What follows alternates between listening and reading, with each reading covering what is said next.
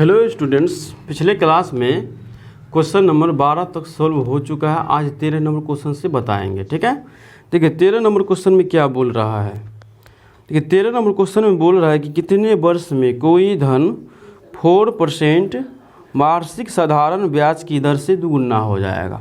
हमको क्या बोला है, कितने वर्ष में, मतलब बोला है टाइम निकालने के लिए। ठीक है, मतलब कितने वर्ष में कोई धन, मान के चलते हम 100 रुपये लगाए तो 200 रुपया, मतलब दुगुना मतलब 200 होता है। तो कोई धन 200 रुपया कितने वर्ष में हो जाएगा जब 4% के हिसाब से हम लगाएंगे। ओके, देखिए माना कि हम मानते हैं यहाँ पे क्वेश्चन में, क्वेश्चन नंबर क्या है 13, यहाँ लिखिएगा क्वेश्चन नंबर 13। माना कि मूलधन इजकल टू 100।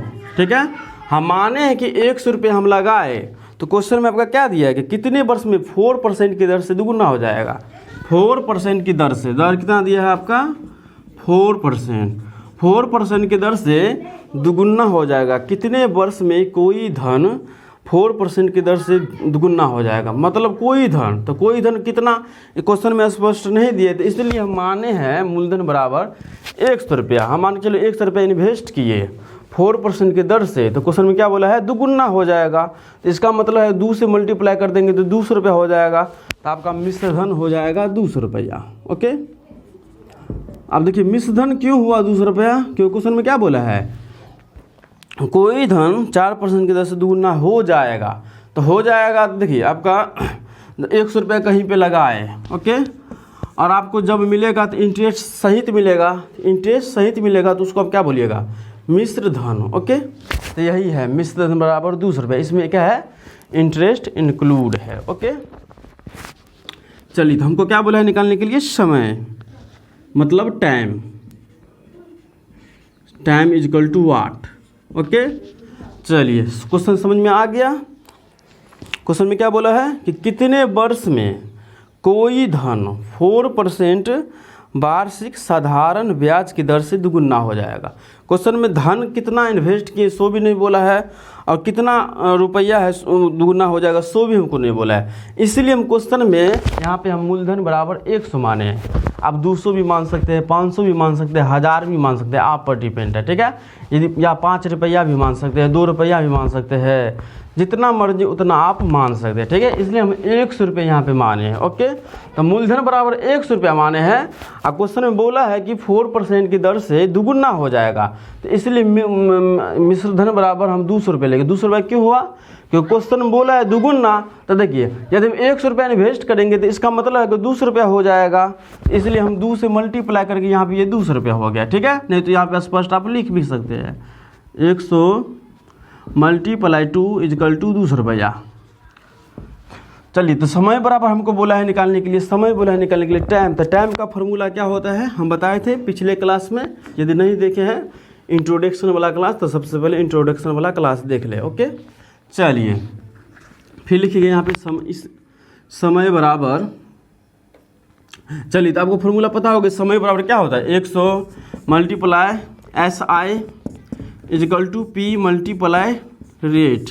ठीक है, ऐसा का मतलब क्या हुआ हिंदी ब्याज, P का मतलब क्या हुआ मूलधन, R का मतलब दर। अब देखिए मूलधन आपका हम माने हैं तो मूलधन 100 रुपया दिया हुआ है, दर आपका 4% दिया हुआ है। ओके, लेकिन ब्याज नहीं दिया है। जब ब्याज नहीं दिया है तो समय हमारा नहीं निकलेगा। तो देखिए तो ब्याज कैसे निकलेगा। अब देखिए माना कि हम माने हैं 100 रुपया इन्वेस्ट कहीं पे किए हैं और आपका 200 रुपया हो जाएगा दुगुना 200 रुपया, तो इसका मतलब 200 रुपया कैसे होगा हमको, जब इंटरेस्ट इसमें इंक्लूड रहेगा तभी आपका 200 रुपया होगा। जैसे मैं बताए थे कोई क्वेश्चन में आपको कि 1000 रुपया कहीं पे इन्वेस्ट किए, 100 रुपया आप यदि सालाना इससे इंटरेस्ट लेते हैं तो 100 रुपया आप लीजिएगा तो आप इससे 1100 रुपया एक साल में लीजिएगा, तो इसमें 100 रुपया क्या है इंटरेस्ट इंक्लूड है। तो यहाँ पर भी सेम वही प्रोसेस है। ठीक है, 100 रुपया इन्वेस्ट किए तो दुगुना हो गया, तो मेरा 200 रुपया हो गया। तो 200 रुपया कैसे होगा मेरा, इसमें जब इंटरेस्ट इंक्लूड होगा तभी 200 रुपया होगा। तो इसका मतलब है कि इसमें क्या है इंटरेस्ट इंक्लूड है 200 रुपया में, तो 200 में से 100 घटा देंगे तो मेरा इंटरेस्ट निकल जाएगा। यहाँ आप लिखिएगा SI बराबर, या हिंदी में लिखना है तो ब्याज बराबर, इसीलिए ब्याज इजकल टू SI 200 माइनस 100 बराबर 100 रुपये ब्याज आ गया। अब चलिए मेरे पास में मूलधन भी 100 रुपये निकल गया, दर भी 4% दिया है और ब्याज भी 100 रुपया दिया हुआ है। तो बस फार्मूला पुट करके आप क्वेश्चन को सोल्व कर लीजिए। ओके, तो यहाँ पे लिखिएगा समय बराबर यानी कि time t is equal to 100 multiply SI divided P multiply T, sorry rate. Okay, P का मतलब प्रिंसिपल, R का मतलब रेट। ओके, 100 मल्टीप्लाई ऐसे है कितना है ब्याज 100 रुपया है, यहाँ पे 100 रुपया दे दीजिए डिवाइडेड प्रिंसिपल कितना दिया हुआ है आपका। देखिए प्रिंसिपल हम माने हैं, प्रिंसिपल मतलब मूलधन, तो मूलधन हम माने हैं 100 रुपया, तो यहाँ पे 100 रुपया पुट कर दीजिए। ठीक है, 100 मल्टीप्लाई रेट कितना दिया है 4% दिया है, यहाँ पे 4% दे दीजिए। ये 100 और ये 100 कैंसिल हो गया। आप देखिए ये 100 4 से कैंसिल हो जाएगा तो 25 से कट जाएगा। ओके, 25 यहाँ पे लिख दीजिए 25 ईयर। इसका मतलब है कि हम 25 साल के लिए 100 रुपया को इन्वेस्ट करेंगे साधारण ब्याज की दर से 4% की दर से, तब हमारा 200 रुपया होगा। ठीक है, मतलब 4% की दर से 100 रुपया को इन्वेस्ट करेंगे तब हमारा 200 रुपया 25 साल में होगा। ओके, चलिए क्वेश्चन का आंसर भी यही दिया हुआ है 25 वर्ष। ओके, चलिए इसे नोट करें।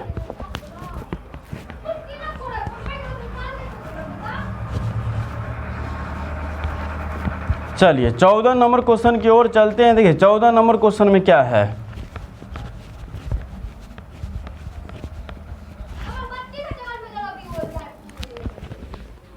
देखिए 14 नंबर क्वेश्चन में क्या है। देखिए 14 नंबर क्वेश्चन में बोल रहा है कि कितने समय में 1250 का 6% वार्षिक ब्याज की दर से 1400 हो जाएगा। मतलब क्वेश्चन में बोला कितने टाइम में, ठीक है, कितने समय में 1250 पे हम इन्वेस्ट करेंगे तो 6% की दर से 1400 रुपया हो जाएगा। यहाँ पर भी सेम टू सेम वही प्रकार का क्वेश्चन है। देखिए पहला 13 नंबर क्वेश्चन में आपका मूलधन नहीं दिया था, न मिश्र धन दिया था। ठीक है, लेकिन क्वेश्चन का कॉन्सेप्ट में ऐसा बोला था तो आपका मूलधन हम 100 रुपया माने और मिश्र धन आपका 200 रुपया हो गया। लेकिन इसमें दिया हुआ है देखिए 1250 रुपया का 6% वार्षिक दर से 1400 रुपया हो जाएगा कितने समय में। इसका मतलब है 1250 रुपये कहीं पर इन्वेस्ट करेंगे तभी हमारा 1400 रुपया होगा। तो 1250 रुपये क्या हुआ आपका मूलधन। यहाँ पे लिखिए 14 क्वेश्चन है। ठीक है, यहाँ पे लिखिएगा मूलधन, क्वेश्चन में दिया है मूलधन बराबर 1250 रुपया। ओके, और दर बराबर 6% क्वेश्चन में दिया है, और आपका 1400 रुपया अमाउंट दिया है। ठीक है, 1400 रुपया क्या दिया है आपका अमाउंट दिया है। यहाँ पे लिखिए अमाउंट मतलब मिश्र धन आपका दिया हुआ है, मिश्र धन 1400 रुपया। आप देखिए सेम टू सेम उसी प्रकार का यहाँ पर भी ब्याज निकलेगा, क्योंकि हमारे पास मूलधन दिया है, दर दिया है, लेकिन ब्याज नहीं दिया, क्योंकि फार्मूला में ब्याज लेना होता है, फार्मूला के हिसाब से ब्याज होता है, प्रिंसिपल होता है, रेट होता है। तो प्रिंसिपल आपका 1250 दिया है, रेट आपका 6% दिया है, लेकिन आपको ब्याज नहीं दिया, तो ब्याज कैसे निकलेगा। देखिए 1250 रुपया हम इन्वेस्ट करेंगे कितने समय के लिए, 1400 रुपया हो जाएगा। 1400 कब होगा, जब इसमें इंटरेस्ट इंक्लूड होगा तब 1400 रुपया होगा। तो 1400 में 1250 घटा देंगे तो आपका इंटरेस्ट निकल जाएगा। तो यहाँ पर लिखिएगा ब्याज बराबर ब्याज इजकल टू 1400 माइनस 1250। ओके, तो 150 रुपया आपका ब्याज निकल गया। SI इंग्लिश में SI लिख सकते हैं। ओके, तो SI निकल गया 150 रुपया, और आपको देखिए SI निकल गया और प्रिंसिपल दिया है और रेट दिया है, तो बस फार्मूला बैठा के समय निकाल लीजिए। इसीलिए समय बराबर यानी T, ठीक है, फिर 100 multiply SI divided P multiply rate. 100 multiply SI कितना है 150 रुपया, तो यहाँ पे 150 रुपया दे दीजिए, डिवाइडेड P कितना है 1250, यहाँ 1250 रुपया दे दीजिए, फिर मल्टीप्लाई 6। अब देखिए ये जीरो कैंसिल हो गया, ये 6 से कट जाएगा 150 रुपया, 6 दूनी 12, 6 5 25 से कट जाएगा। ठीक है, 150 रुपया 25 मरते कट जाएगा 6 से, यदि हम कैंसिल करेंगे तो ठीक है। तो 25 से कैंसिल हो गया। और ये देखिए डिवाइडेड में क्या है 125 रुपये है, तो 25 से 125 कट जाएगा, 5 मरते यहाँ पे काट दीजिए, 5 से कट गया। और ऊपर में 10 है और नीचे में 5 बचा सिर्फ, तो 5 से इसको कैंसिल कर दीजिए, ये 2 हो गया, तो ये 2 ईयर हो गया। ठीक है, इसका मतलब क्या हुआ 1250 रुपये 6% की दर से 2 साल के लिए हम साधारण ब्याज की दर से लगाएंगे 6% की दर से, तब हमारा 1400 रुपया हो जाएगा। ओके, चलिए इसको नोट करें। ओके,